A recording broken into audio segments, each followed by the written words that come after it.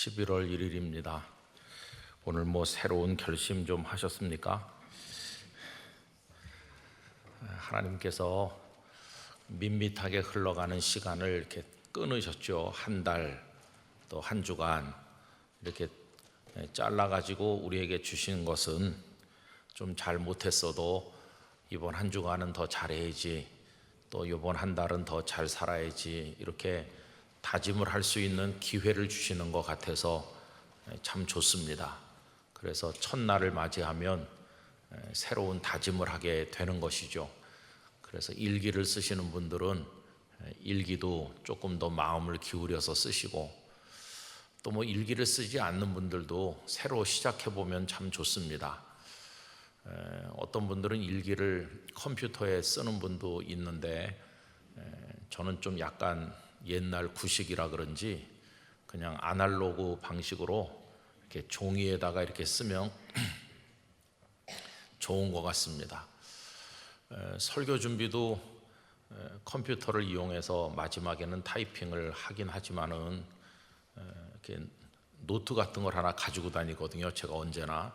그래서 거기다가 이렇게 적어요. 그래서 또 빨간 볼펜으로 하기도 하고, 또 형광펜으로 이렇게 하기도 하고.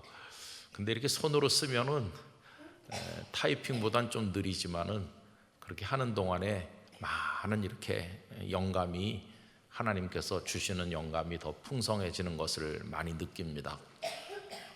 또 각자가 하는 방식이 있겠지만은, 여러분 이제 11월 1일이 됐는데 영혼의 일기, 경건 일기, 하나님 말씀을 묵상하면서 쓰는 일기, 그런 선한 일기들을 한번 적어보시는 것도 크게 도움이 될 거라고 생각합니다. 옛날 일기는 원한에 사무쳐서 쓰는 날도 있어요. 우리 엄마가 나한테 이럴 순 없지 그러면서 얻어맞은 날, 그런 일기 말고 그 사람 나한테 어째 이럴 수가 있나, 그런 일기 말고 우리의 영혼이 하나님 앞에 아름다워지는 은혜를 노래하는 그런 일기들을 적어 내려간다면 얼마나 귀하겠어요. 어쨌든 이 11월 한 달 복된 한 달이 되시기를 바랍니다. 방금 부른 찬양처럼 우리 모두 하나 되어서 하나님 앞에 나가는 건데, 가정 안에서도 그렇게 되시고 여러분 주변에 만나는 모든 이들과 함께 사랑으로 살아가시게 되기를 바랍니다. 이제 참 요즘에 뉴스가 우리 마음을 힘들게 하죠.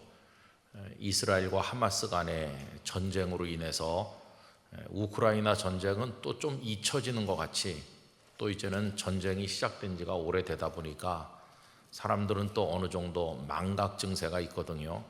처음에 러시아가 우크라이나에 침공했을 때는 모두의 촉각이 거기 곤두서서 가 있었는데, 이젠 또 잊혀진 전쟁처럼 되는 거 아닌가 하는 생각이 들기도 하고, 참 여러분 사람 한 명이 얼마나 소중합니까? 병원에 앰뷸런스를 타고 응급실에 환자가 도착하면 의료진들이 뛰어나와서 그 사람을 데리고 들어가서 산소 호흡을 하고 어떻게 해서든지 살려보려고 밤을 새우고 그럽니다. 한 명을 살려보겠다고. 그런데 전쟁터에서는 한 명이 뭡니까? 한꺼번에 수십 수백 명이 목숨이 날아가고 있잖아요. 그 짓을, 진짜 그 짓이죠, 그 짓. 그런 짓을 권력자들이 하고 있는 거잖아요. 푸틴이라는 사람도 정말 참 알다가도 모를 사람이에요. 그 사람도 러시아 정교회 교인 아닙니까? 그 사람도 러시아 정교회 가끔 가서 자기 나름대로 예배도 드린다고 하는 사람인데, 인간의 죄악이라고 하는 것은 어쩔 수가 없어요. 이런 거 보면은 정말 하나님께서 이 땅을 신원하시지 않으시면은 희망이 없고, 또 이 세상이라고 하는 것은 멸망할 수밖에 없는 세상이로구나. 하나님의 나라가 오지 않으면 인생들은 그 속에서 그렇게 살다가 고통 중에 죽을 수밖에 없구나 하는 것을 생각하면 참 우울해지기도 합니다. 여러분, 이 땅에 소망을 두지 말고 하나님을 바라보는 우리가 돼야 되겠습니다. 이렇게 세상이 온갖 악행과 죄악으로, 전쟁으로, 온갖 자연재해로 그리고 인간이기를 거부하는 악한 일들로 인해서 어두워져 가는 걸 보면은 이 땅에 영원히 살게 하지 않으시고 우리를 데려가셔서 하나님 품에 안아주시는 게 얼마나 다행인가, 이런 생각을 해보기도 해요. 여러분, 이렇게 전쟁 얘기들을 많이 하니까 이 근간에 들어서 심심찮게 나오는 얘기가 있죠. 다음은 어딘가 하는 얘기들을 많은 전문가들이 하는 것 같습니다. 딱 두 군데가 떠오르잖아요. 대만이 화약고 중에 하나죠. 노골적으로 저 중국은 대만을 무력 침공하겠다는 식으로 말하니까, 그 다음에 이제 우리 한반도도 뭐 너무나 위험한 곳이죠. 우리는 늘 그렇게 살아서 그냥 잘 모르는 건데 외국에서는 우리를 참 위험한 곳으로 본다고 하죠. 제가 이제 부산에 살면서 무슨 생각을 했느냐 하면은, 그래도 부산은 좀 떨어져 있으니까 좀 괜찮을 거야. 부산 분들은 그런 얘기를 가끔 합니다. 근데 서울은 가깝잖아, 그런 얘기를 하는 분들이 있어요. 근데 제가 부산에 있을 때 지금 우리 박규성 목사님이 가서 목회하는 일산 승리교회에서 부흥회를 인도해 달라고 그래서 제가 왔었거든요. 일산이라는 곳에는 그때 처음 가봤습니다. 그래 이제 거기 묵는데 거기 어떤 성도님이, 목사님 제가 그 킨텍스에 자동차 전시회 하는데 구경시켜 드린다고 그래갖고 낮에는 집회를 안 하니까, 그래서 그분이 거기 좀 관계가 있으신 것 같아요. 그래 가가지고 난생 처음 세계 자동차들이 다 모이는 전시회 가서 구경을 해봤습니다. 한 대 10억이 넘는 차도 제가 눈으로 본 사람입니다. 그리고 또 앞으로 이런 차를 개발하려고 연구 중이다, 그런 개념만 있는 걸 모형을 만들어 가지고 희한한 디자인의 차들이 많더라고요. 그리고 이제 그분이 목사님 저 여기가 이제 휴전선이 멀지 않은 곳인데 그거 한번 가보시겠느냐고 그래가지고, 그래서 그 조금 가니까 북한이 멀리서 바라보이는 곳이 있잖아요. 근데 제가 가보고 상당히 충격을 좀 받았어요. 우리가 남북이 대처하고 있는 것을 알긴 알았지만은 거기 가보니까 바로 코앞에 있는 거예요. 그렇게 생생하게 보기는 또 처음이었어요. 근데 더 놀란 건 뭐냐 하면은, 정말 저기서 총이라도 쏘면 금방 이쪽에 날아올 것 같은 가까운 거리인데, 우리나라 용감한 애기 어머니들은 유모차에다 애기를 태우고 너무도 여유롭게 거기서 산책을 즐기는 거예요. 야, 이걸 담대하다고 해야 되나 무모하다고 해야 되나. 야, 일산 주민들은 위대하다. 우리 교회도 일산에서 오는 분들 많으시잖아요. 그게 상당히 저한테는 좀 놀랐다고 할지 좀 그랬어요. 사실 이렇게 가까이 있는데 우리 국민들은 워낙 준비가 잘 돼 있어서 담대한 건지 아니면 감각이 없어서 저런 건지 이런 생각을 했어요. 근데 여러분, 요즘같이 한반도가 또 위험한 지역으로 떠오르고 있는 때가 언제 있었겠습니까? 무엇보다도 저쪽에 핵이 있잖아요. 참 위태로운 곳이죠. 그래서 전쟁을 자꾸 생각하게 돼요. 그러니까 이스라엘과 하마스의 전쟁이 이제 떠오르는 거죠. 여러분, 이스라엘이 잘하고 있는 거냐, 뭐 못하고 있는 거냐에 대해서는 말이 많아요. 왜냐하면은 이제 저쪽에서 이렇게 했으니까 당연히 응징하고 보복하고 국가의 안위를 위해서 뿌리를 뽑겠다 이렇게 하는 건 이해가 되는데, 또 불쌍한 민간인들이 워낙 많이 죽으니까 참 이게 마음이 아픈 것 같습니다. 그런데 이나저나 이스라엘을 보면서 한 가지는 감동을 받고 있어요. 그게 뭐냐 하면은 모두가 다 싸우러 온다는 것입니다. 모두가 다 싸워야 되겠다고 그러면서 모여든다는 겁니다. 이것만은 정말 대단한 것 같아요. 이스라엘 국민 다 해봤자 얼마 안 되거든요. 지금 본토에 사는 사람은 1,000만 명도 안 됩니다. 그 에워싸고 있는 아랍은 얼마나 많아요. 그런데 이스라엘 사람들은 거동하지 못하는 사람 빼놓고는 다 총을 드는 거예요. 다 총을 들어요. 그러니까 모두가 다 전사가 되는 거죠. 이런 나라가 전 세계에 어디 있겠습니까? 오늘도 어떤 뉴스를 들으니까 이스라엘 병사들도 사상자가 생기거든요. 그래서 뭐 어제 오늘 사이에 이스라엘 병사들도 뭐 또 죽은 사람이 있는데 나이가 19, 20 그렇대요. 전사한 이스라엘 병사들이. 그러니까 우리로 말하면 고등학교 3학년, 이제 대학 1학년, 거긴 여성들도 있고 그런 사람들이 조국을 위해서 총을 들은 거예요. 저는 이제 그 이스라엘이 그렇게 하는 걸 보면서 이제 우리나라 걱정도 이제 하기도 하고 기도하면서 이제 그게 또 어디로 생각이 옮겨지느냐 하면은 영적 전쟁은 또 우리가 어떻게 될까? 여러분 이스라엘은 전 국민이 좀 전사가 되는 거 아닙니까? 그럼 영적 전쟁은 어떨까요? 영적 전쟁 또한 똑같다고 생각합니다. 저는 우리 영락의 성도들이 한 명도 빠짐없이 십자가 정병이 되기를 원합니다. 다 우리도 십자가의 정병이 돼야 돼요. 그래서 하나님의 전신갑주로 무장하고 악한 사탄과 맞서 싸울 수 있는 믿음의 용기가 준비가 되어 있어야 되는 거죠. 그런데 여러분 이제 언제부터인지 모르지만 긴 2000여 년의 교회 역사 속에서 우리 교회를 구성하고 있는 사람들을 둘로 나눠서 생각하게 됐어요. 하나는 성직자 그룹이 있다. 그리고 성직자가 아닌 나머지 이제 성도들이 있다.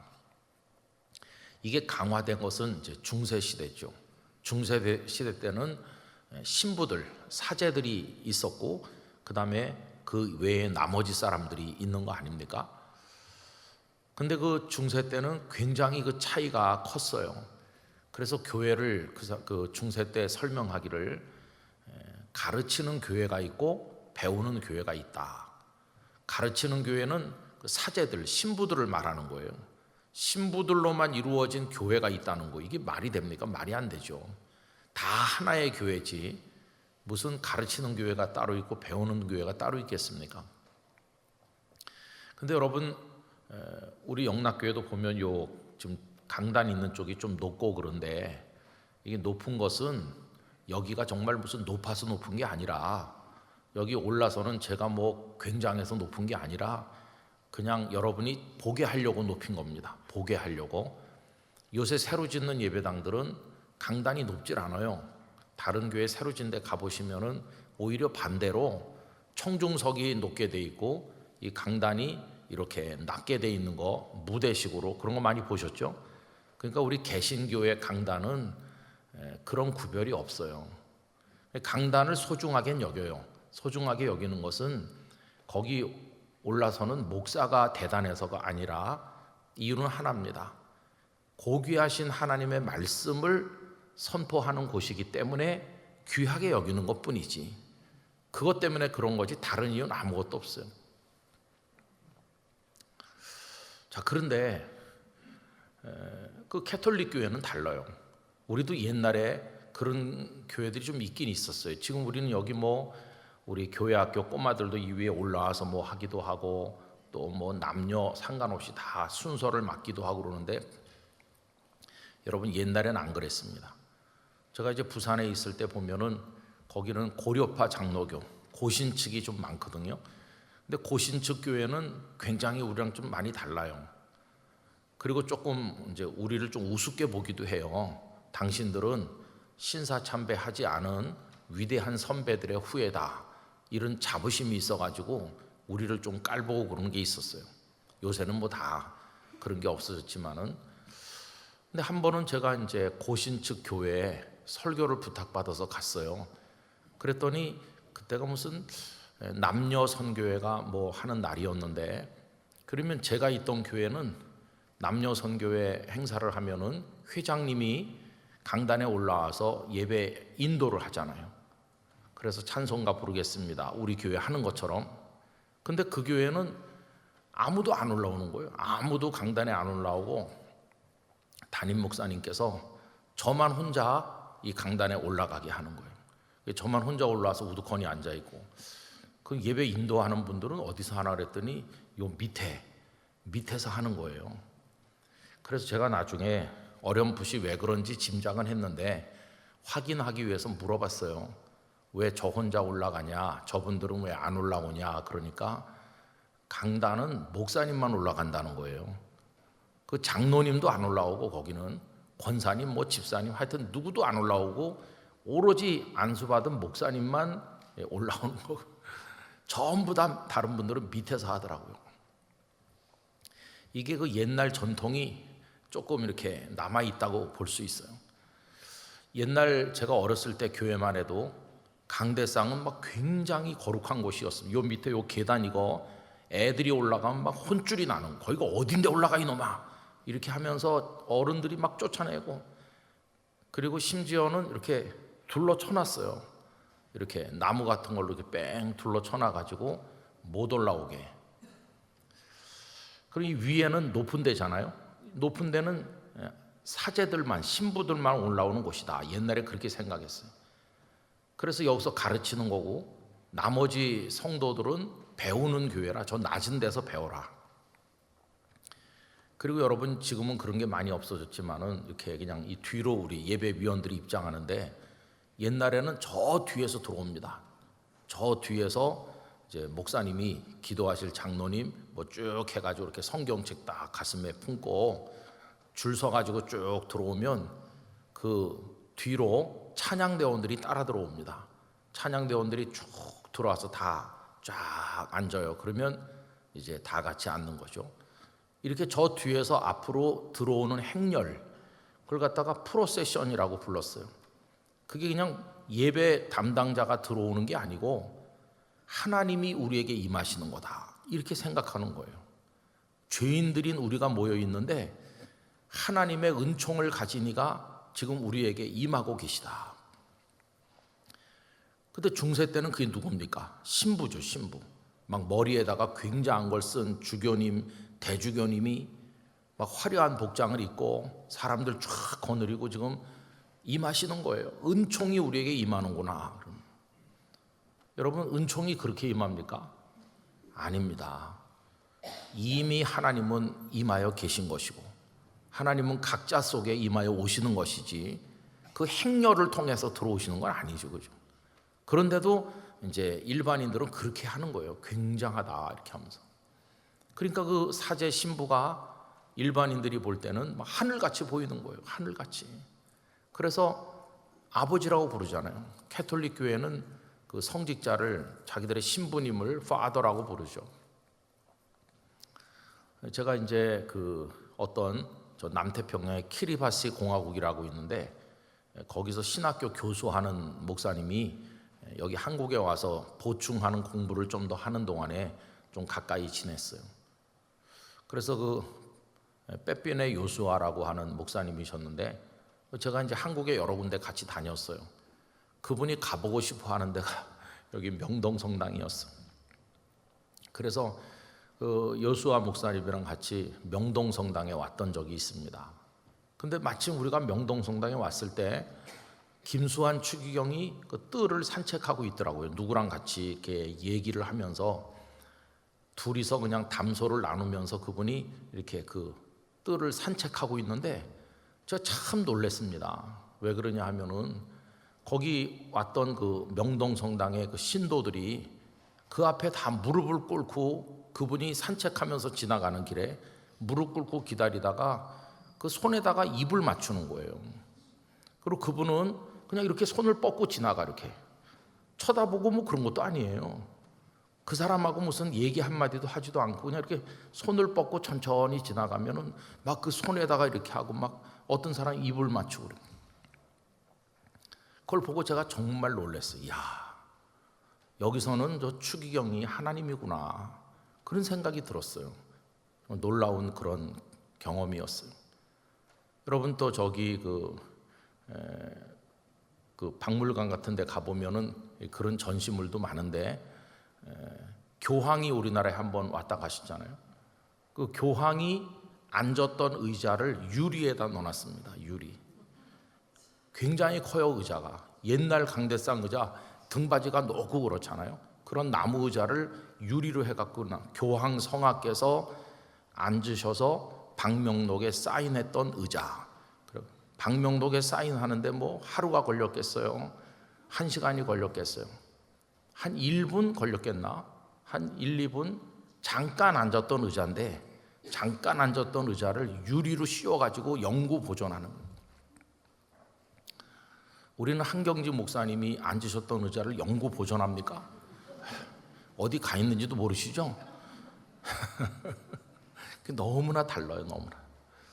어쨌든 그래가지고 이 성직자와 일반 교인 사이가 막 이렇게 하늘과 땅만큼 달랐어요. 근데 그게 이제 종교 개혁에 지나가면서 이제 루터도 그렇고 다들 소위 만인 제사장서를 주장했어요.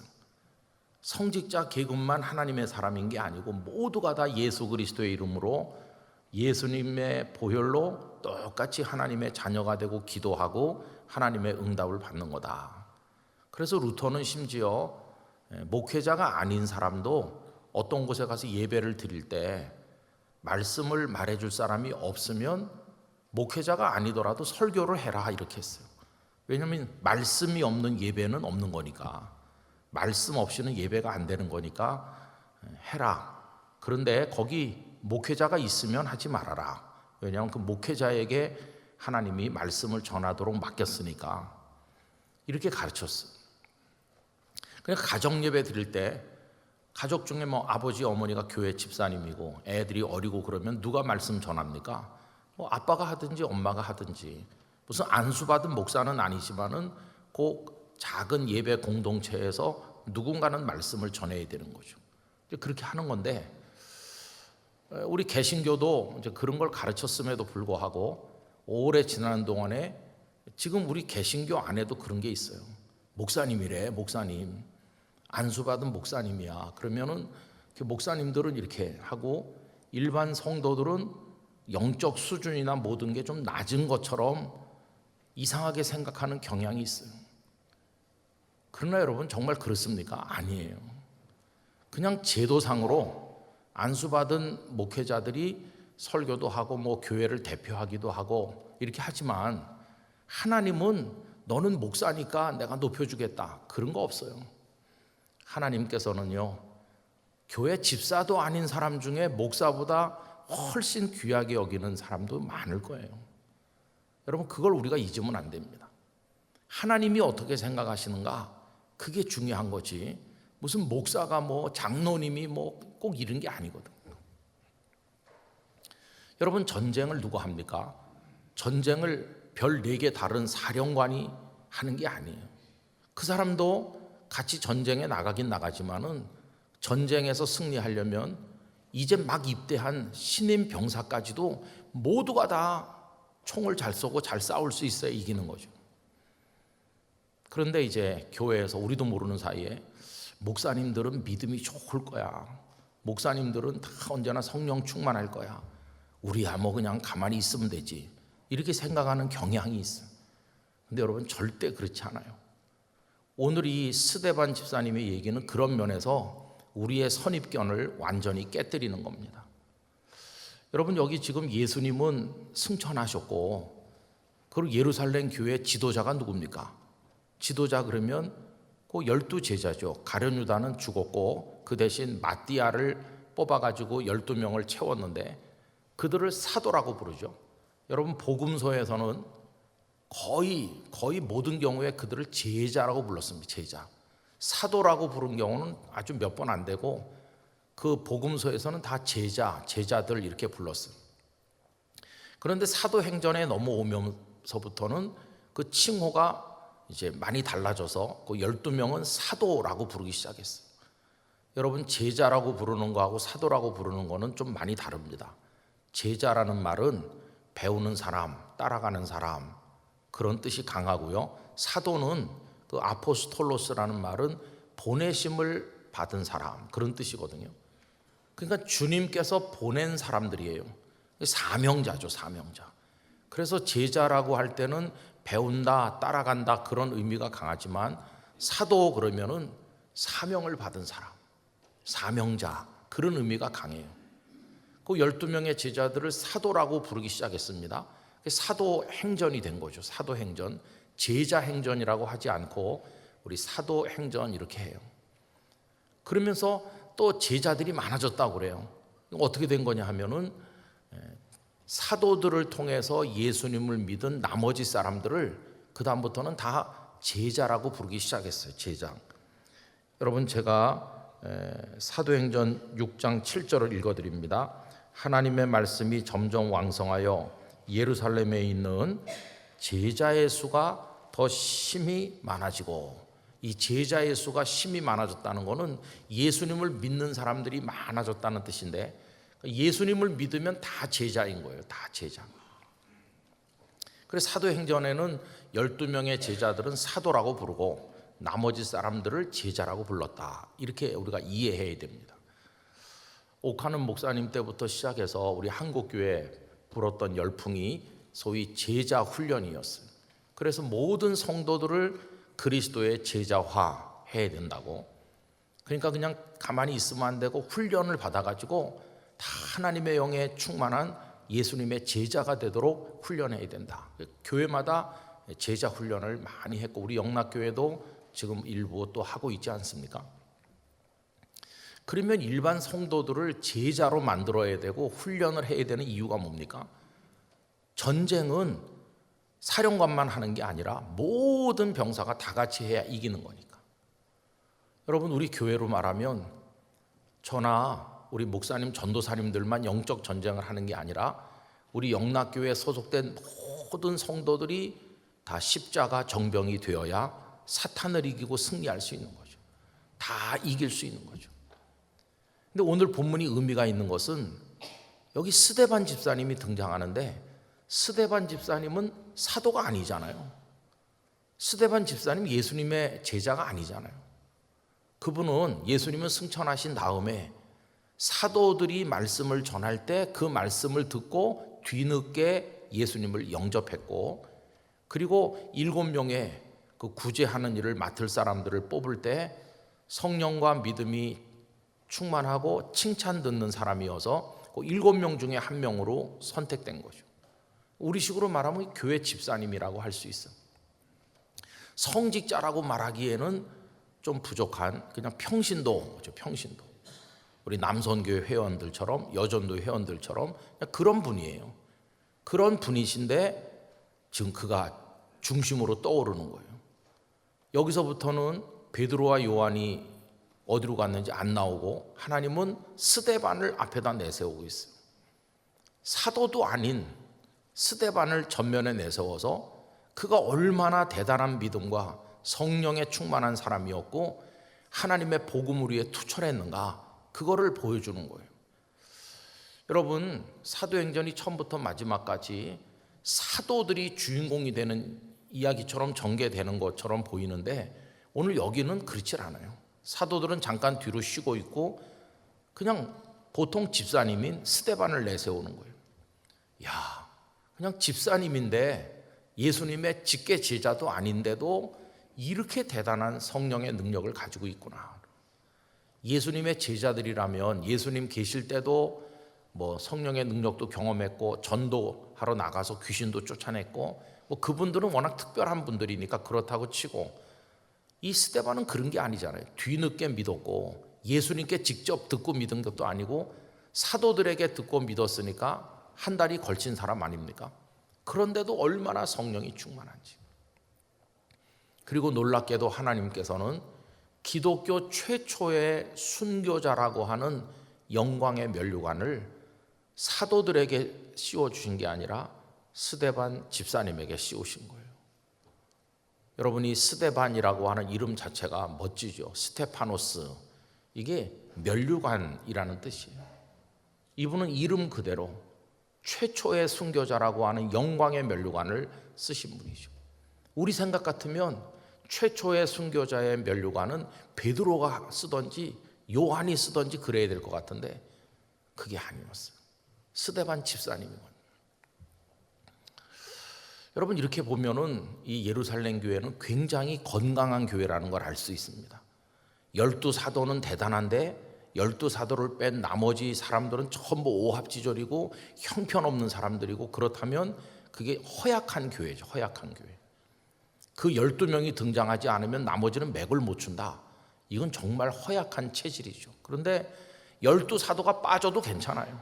12사도가 없어도 그 집사님 한 사람이 얼마나 놀라운지. 집사님 한 사람이 압도하는 거야, 압도. 그 다음 장에는 또 스데반의 순교 다음에 누가 나옵니까? 그 7명 중에 한 사람인 빌립 집사님 이야기가 나와요. 이 빌립 집사님이 사마리아까지 가서 복음을 전해요. 사마리아는 유대인들이 사람으로 취급도 하지 않던 사람들인데 그 형편없는 지역에 가서 처음으로 복음을 전도한 사람이 빌립 아닙니까?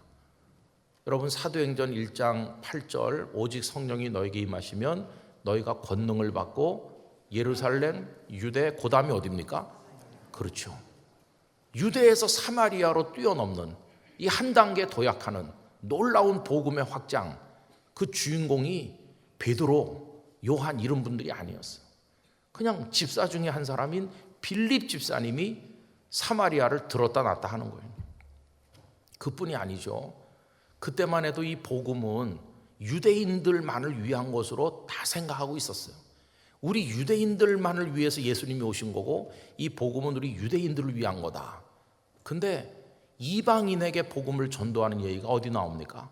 이 빌립 집사님이 에티오피아에서 온 내시에게 이사야서를 설명해 주면서 세례를 주잖아요.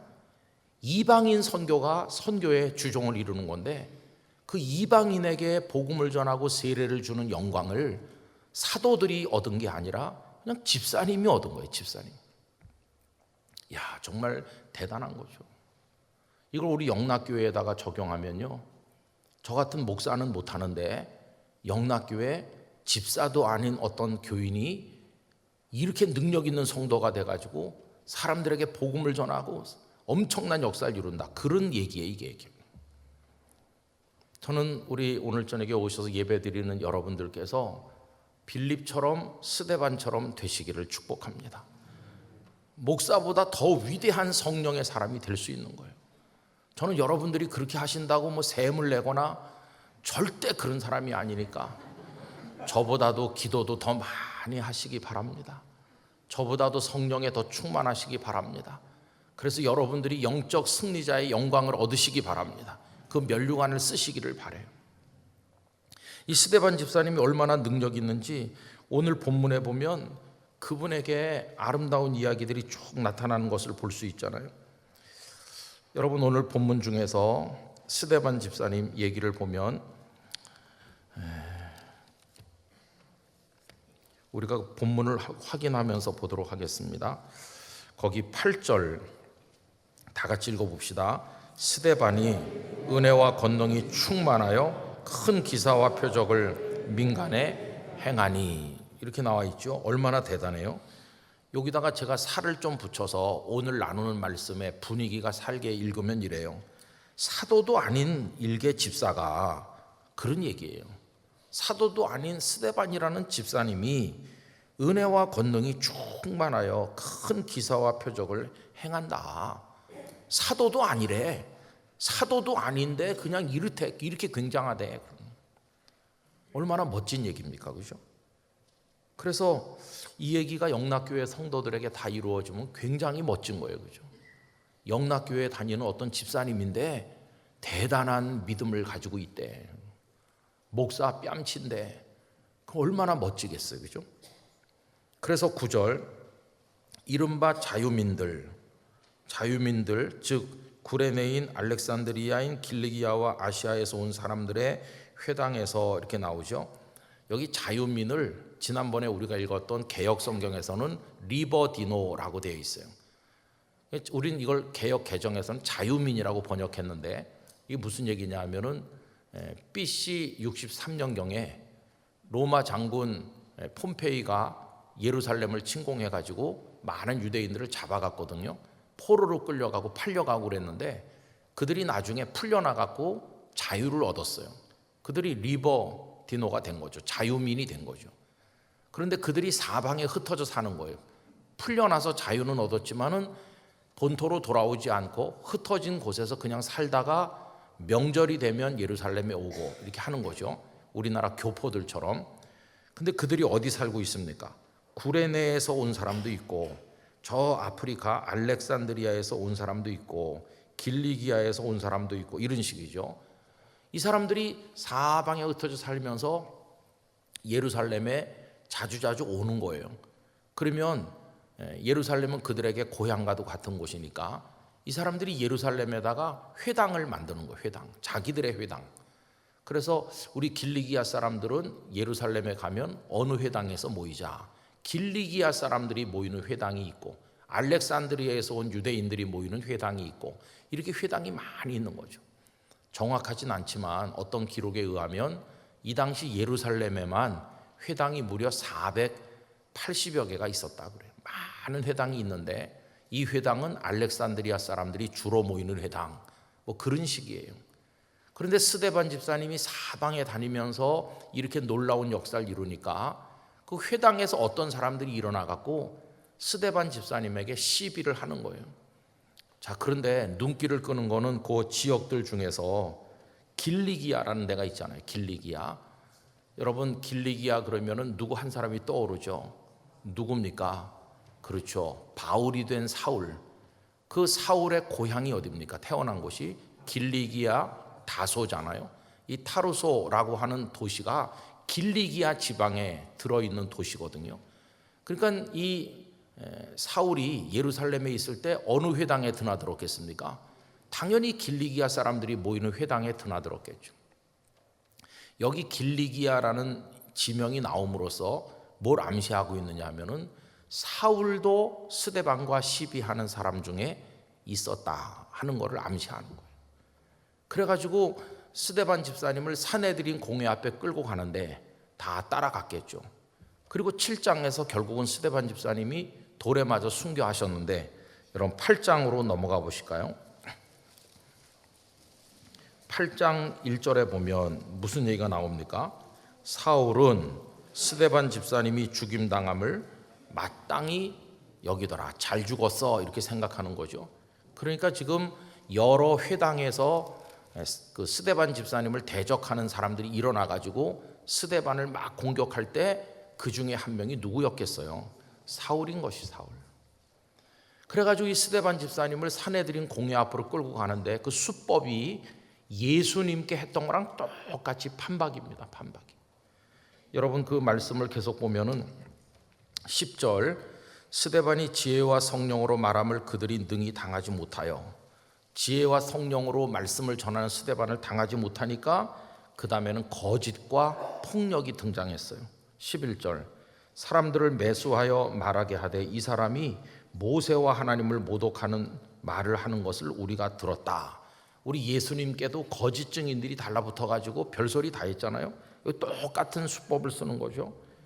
그래서 백성과 장로와 서기관들을 충동시켜 와서 잡아가지고 공회, 사내들인 공회에 이르러 13절 거짓 증인들을 세웠는데 이르되 그 거짓 증인들이 나와가지고 하는 말이 이 스데반이라는 이 녀석이 이 거룩한 곳 성전과 율법을 거슬러 말하기를 마지 아니하는도다.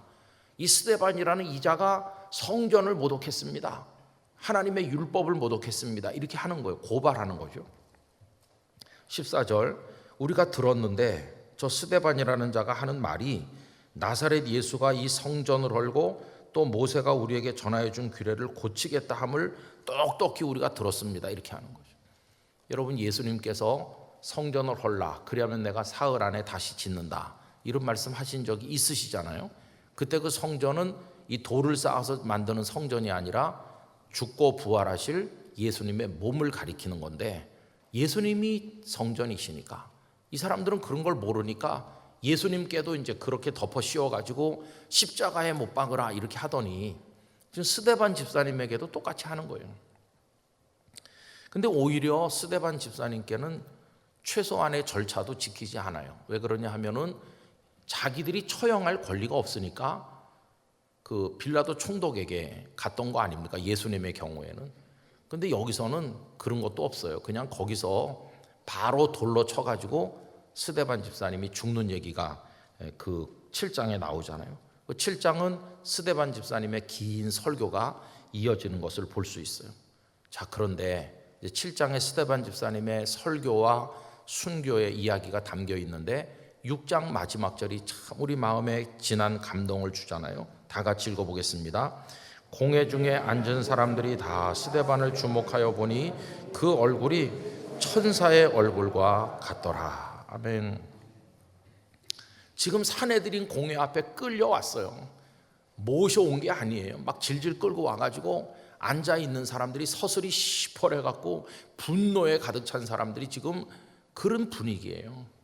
그거 다 지체 높은 사람들이죠. 대제사장들 다 그런 사람들이죠. 근데 이 스데반 집사님 혼자 끌려와 있는데 그들을 잡아온, 그 스데반 집사님을 잡아온 자들은 마치 얼굴이 악귀와도 같고 스데반 집사님은 천사와 같은 거예요. 천사. 이 말씀 정말 멋진 말씀이라고 생각합니다.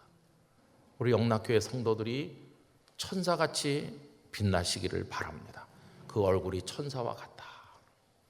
여러분, 천사처럼 되려면 뭘 안 하면 되는지 아시죠? 그죠? 일단 싸우지 말아야 되고 욕망에 눈이 멀면 천사처럼 안 보여. 교만한 사람, 거짓을 말하는 사람, 이런 사람은 천사의 얼굴로 보일 수가 없죠. 그 영혼 속에 주님의 빛이 빛나고 있는 것이 화장을 해서 천사처럼 되는 게 아니라 주님의 은혜가 그 안에 임재하신 성령께서 그를 빛나는 사람으로 만들어 주시는 거예요. 제가 어떤 책을 보니까 이런 얘기 감동받았어요. 그대가 하나님의 영광이다. 여러분, 우리는 참 보잘것없는 죄인이고 정말 육체를 가진 보잘것없는 존재인데 우리가 하나님의 영광이라는 것은 무슨 말일까요?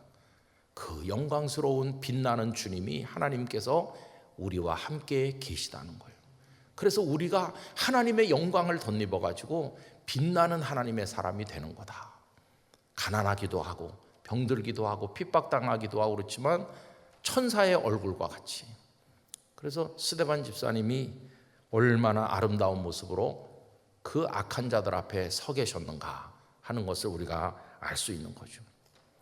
이제 다음 또 이어서 말씀드릴 거기 때문에 이 정도에서 말씀을 마무리하려고 그러는데, 오늘 우리가 생각하는 게 뭐냐 하면은 스데반 집사님은 12 제자도 아니었다는 것이에요.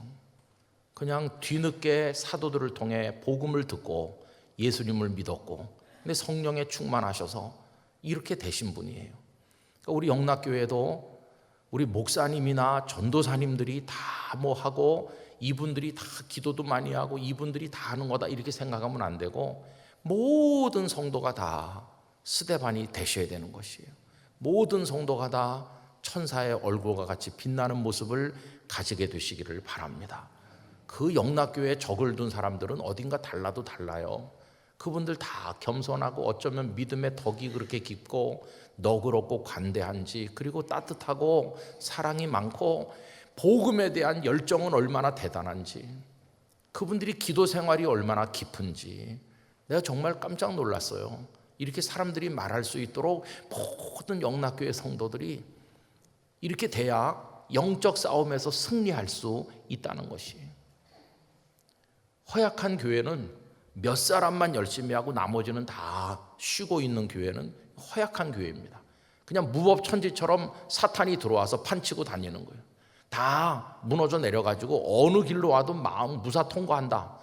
그 교회는 이제 무너지는 거죠. 그러나 사방이 성을 견고하게 지키듯이 동서남북 어디도 틈이 없다.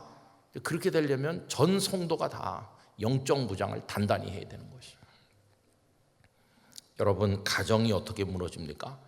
가족이 5명이라고 그러면은 5명이 다 타락해가지고 무너지는 가정은 없습니다. 5명 중에 누구 한 명이 하나님 앞에 잘못되거나 삶이 무너지면 그 한 사람으로 인해서 나머지 가정이 다 무너지는 것이. 오늘 저녁에 오신 성도님들 뿐만 아니라 가정에서 영상 예배 드리는 분들, 모든 분들이 다 일당백하는 믿음의 대장부가 되시기를 원하는 것입니다. 하나님, 나도 스데반이 되고 싶습니다. 하늘나라에 가신 고 이중표 목사님께서 제일 부러워했던 분이 스데반이었어요. 그분은 스데반 설교를 얼마나 많이 하는지. 스데반이 면류관이라는 뜻인데 그 면류관을 주님 나에게도 씌워주세요. 그러면서 그분이 분당에도 한신교회를 지었잖아요. 분당 한신교회를 민족 성전이라고 불렀는데 그게 기둥이 8개가 받치는 그 스데반을 생각하면서, 그래서 위에서 내려다보면 면류관처럼 보이게 예배당을 지은 거예요. 위에서 보면 면류관인 것처럼 보이도록. 여러분, 그래서 그분은 우리한테 늘 설교하면서 죽어야 산다, 죽어야 산다는 얘기를 했어요. 스데반 집사님은 순교하셨지만은 영원히 사는 빛나는 하나님의 사람이 되신 것이죠. 얼마나 위대한 평신도였나. 사도는 아니었지만은 얼마나 대단한 하나님의 사람이었나. 이런 걸 우리가 알게 되는 것입니다. 오늘 집에 가셔서 거울을 한번 보시기 바라요. 천사 같은가 한번 보시고 정말 기쁨과 감사가, 성령의 임재하심이 우리의 표정을 통해, 말을 통해서, 삶을 통해서 드러날 수 있도록 우리 영락의 성도들도 스데반처럼 살아가시기를 간절히 축원합니다. 기도하겠습니다. 거룩하신 아버지 하나님, 치열한 영적 전쟁의 상황에 있습니다. 우리 영락의 성도들 모두가 다 안수받은 목사는 아니지만, 또 장로님도 아니지만, 또 교회를 오래 다닌 이도 있지만 그렇지 않은 이도 있습니다마는 그가 누구이든지 간에 다 성령과 지혜가 충만한, 은혜가 충만했던 스데반처럼 마귀를 굴복시키고 복음의 능력자들이 될 수 있는 그런 은혜를 허락하여 주시옵소서. 그 살기 등등한 사람들 앞에서도 얼굴이 천사처럼 빛났던 스데반처럼 고난과 시련과 걱정과 근심과 여러 가지 문제가 많은 속에 살지만 영락의 성도들이 천사처럼 빛나게 하여 주옵소서. 북한은 우리를 노려보고 있고 이 땅은 위험한 나라고, 우리들은 오늘 저녁에도 북한 동포 사랑 기도회를 모였지만 저의 마음은 착잡하기가 이를 데가 없습니다마는 하나님 우리를 돌보고 계시는 줄로 믿사오니 소망을 가지고 기도하게 하여 주시옵시고, 북한을 품을 때 하나님 우리에게 승리를 주실 줄 믿습니다. 주여 저희를 긍휼히 여겨 주시옵소서. 예수님의 이름으로 기도드리옵나이다. 아멘. 다 함께 찬송가 447장 찬송하시겠습니다.